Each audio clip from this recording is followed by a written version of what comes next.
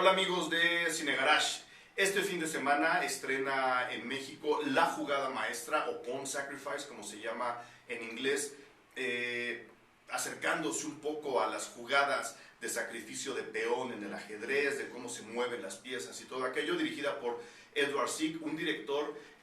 por encargo que tiene propuestas interesantes. Ya lo decía yo en otros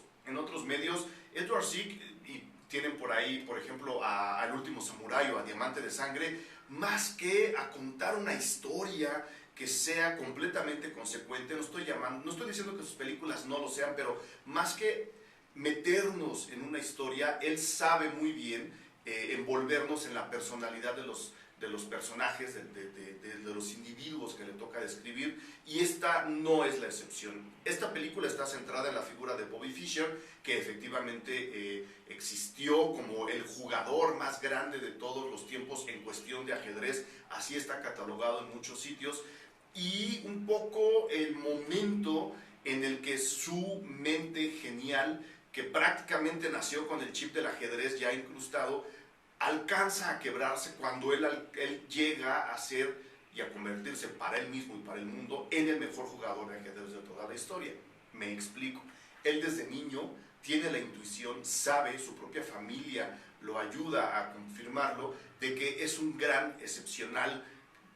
magnífico jugador de ajedrez. Desde ese momento, desde muy niño, él enfoca toda su carrera, todos sus esfuerzos y toda su mente, que es lo importante, a convertirse en eso, en el mejor jugador de ajedrez de todos los tiempos. En el momento en el que vivió, justo cuando la Guerra Fría vivía uno de sus momentos más complicados, más tensos, la fobia, tanto al capitalismo como al comunismo, enfrentaba a los dos bloques en una guerra de paranoias, de miedos, de locuras, de insensateces. Ahí es donde está incrustada la historia de Bobby Fischer, cuando él necesita demostrarle al mundo quién es, necesita hacerlo justo, venciendo a los jugadores soviéticos que vendían la idea a través de sus campeones de ajedrez de que ese sistema de gobierno, ese sistema económico generaba superioridad intelectual en los hombres. En consecuencia, Bobby Fischer se convierte en dos cosas: en un peleador solitario para demostrarse a sí mismo sus capacidades y pelear contra las injusticias que han hecho de otras personas campeones de ajedrez, porque había reglas que los favorecían de manera muy clara, y por el otro lado, de manera casi involuntaria o tangencial, en un, digamos, peón frontal que tiene que ser sacrificado para demostrar que en el sistema que no es el comunista también hay mentes superiores que pueden empatar a aquellas. Es una película que habla justo de la construcción de ese momento y cómo en el momento culminante de esta historia la mente de Bobby Fischer se quiebra, se fractura y él se convierte en una especie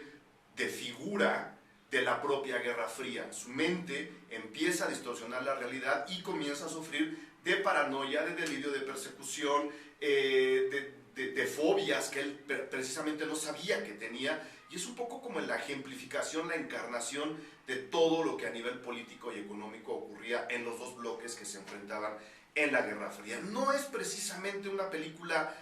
explosiva, con un clímax realmente enloquecedor, como lo promete por muchos lados el avance o los avances de la película, pero es una película que sí nos va metiendo en esta ondulación de la mente del personaje, que hace de lo que nos da a entender una cosa mucho más interesante que aquello que nos está contando, sumando además que el ajedrez no es precisamente el juego más cinematográfico de la historia. Le dan muy bien la vuelta, consiguen hacer visualmente atractiva esta propuesta que podría haberse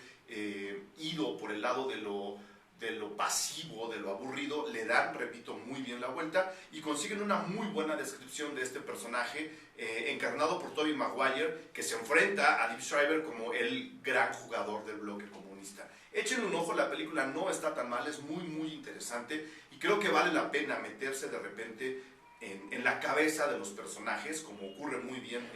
en La Jugada Maestra, más que en sus actos heroicos o en sus alcances como superhéroes. Se las dejo ahí, La Jugada Maestra, que estrena este fin de semana.